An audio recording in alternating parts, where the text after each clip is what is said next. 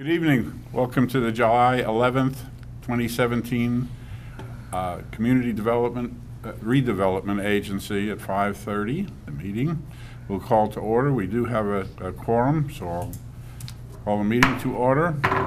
I see no chaplains or reverends here, so we'll just have a moment of silence.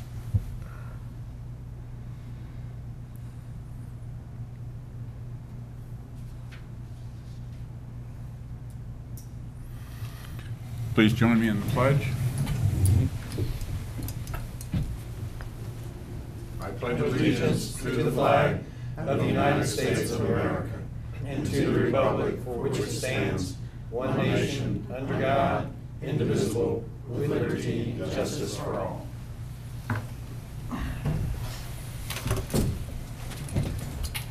First order of business is approval of minutes. To approve the minutes of June 13th, 2017. I would move to approve the minutes of June 13th, 2017. Thank you. Do I have a second? Second. I have a second. Okay. All those, there's no discussion. Any corrections on the minutes that anybody has? Seeing none.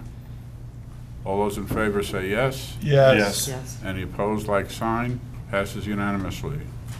Special recognitions and presentations, we have none. Old business, we have none. New business, Mr. City Manager, you introduce this. The owners of the property located at 428 Julia Street, Schuler and Schuler Trust, are requesting that their building be designated onto the city's Register of Historic Places. The Historic Preservation Board will hold a public hearing to consider the request in September of this year after the request has been reviewed and accepted by the city's Historic Preservation Officer. Pursuant to Section 28-117 D3 of the LDR's, notification of such request shall be furnished to the Community Redevelopment Agency. The CRA may submit comments or make recommendations to the Historic Preservation Board concerning the designation prior to the date of the public hearing. Okay. Anyone have any discussion on this? Questions for staff? I see none. If somebody would like to make a motion. I would move to accept historic nomination to nominating the Hill Grocery at 428 Julia Street onto the city's register. I have a motion. Do I have a second? Second. Motion and a second. All those in favor say yes. Yes. Yes. Any opposed, like sign. Passes unanimously. Petitions and requests from the public present. I don't see anybody, so I will assume there's no requests. Executive Director report. Mr. Executive Director. Yes, sir. Got a few items. As you know, the downtown connector project with the green paint is completed. We've begun the curbing work on Indian River Avenue, started on Monday with that. We're working from Garden Street backwards on that, and we're working on the west side currently. Once that's complete, we'll put another coat of permanent green down on that side and then begin construction on the east side. We're hopeful that that project will be completed by the end of the summer. So you'll see a lot of construction there, but I think we've got it designated and people understand what the trail now is. So that's why we decided to go ahead and begin the curbing. A little bit about the splash park. We sent one of our interns over there on a random day between the hours of 10 o'clock and 2 o'clock. Our intern counted 421 people visiting the splash park at that time. And that was only during a limited period of time.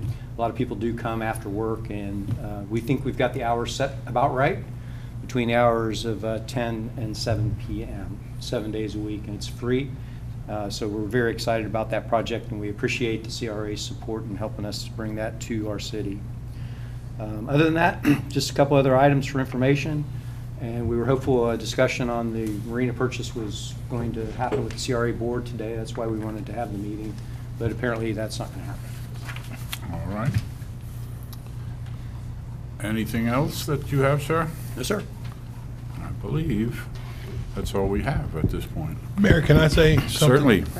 I don't have a button, I don't think. No, you don't need it there. All right, so it's going to be an interesting meeting. But anyway, I think this is probably the time to toss this out there, especially in a short meeting. I've had a lot of concerns, maybe more than any other concern that I've heard, and that would be the citizens that come out of Walgreens on Highway 50 now, if you come out of Highway 50 and you want to go west, you have a little bit of a acrobatic act to do. You can't just come across anymore and go left like these citizens used to do. You now have to go right and get on US 1, and if you live in the Imperial Estates or on that side, you can either go all the way down to 405, or you can get back on, turn left on US 1, come back around. I realize that that's part of the plan. I'm just saying that I have not heard so many concerns as that, and people are trying to figure out what we were thinking, because you're coming out of Walgreens now, you can't go west. So I just thought I'd throw that out there for consideration. We were not involved in the planning. It's FDL. I didn't say we're involved in the planning, but when It's you what were, we were thinking. We didn't think about it. We weren't given a choice. Sir, just to your point, one of the things that FDOT's doing with a lot of the medians in those type of roads is they are limiting the multi-turning lanes. So that's not uncommon. They've done that in a lot of areas already within our city and other cities. It's a safety consideration of when you have opposing traffic like this, the number of counts of the different directions that they have, and that's why they're eliminating those. So they feel it's safer to go down, do a U-turn, and come back. I would say with the increased traffic at Cumberland Farms, I see your point. I would just simply say that, just know that it's out there, that when, and being a citizen who lives in Imperial Estates, I'd go to Walgreens. I'll be honest with you, I hate to say this, but I find myself going to CVS to the west now, where I can just come out and come back to my house instead of having to come out Walgreens and turn onto US 1 one way or the other. I just can't turn around on Highway 50. So it's a deterrent. We'll certainly bring your concerns to FDOT, sir. Thank you. Yes, ma'am. I have a question. The 406 corridor study meeting